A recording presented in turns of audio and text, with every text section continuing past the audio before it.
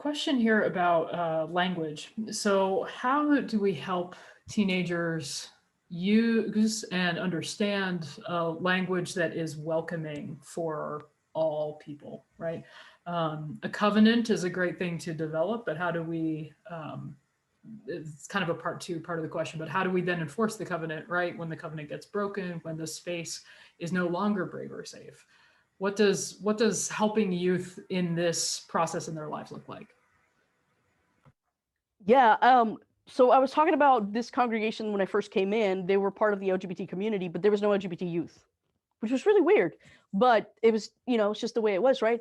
And so at first, especially when you introduce the name badges, which there's a really important thing to do, the name badges, because but before you do it, you have to talk about it, right?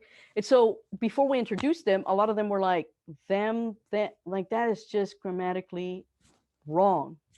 And so we had to have a conversation about, I know, so maybe we could use something else. Like maybe if you're not comfortable saying they, them, theirs, maybe we could just use their name.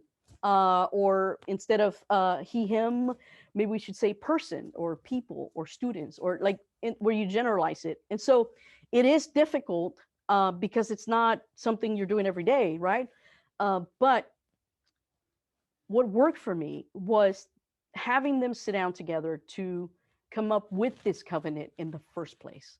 But part of also coming up with this covenant was, what do we do if we break it?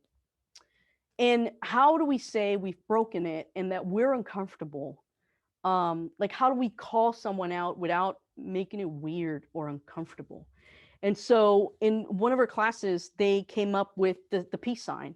And so somebody would say something that was totally off, and somebody would just raise the peace sign, and they would just do this. And then sometimes others wouldn't see it, but I would, and I'd be like, all right, it's getting out of hand.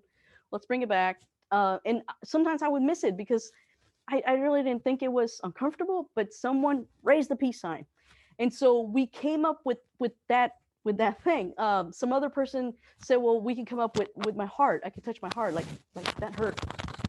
And so they started noticing these call outs, and them calling each other out work wonders.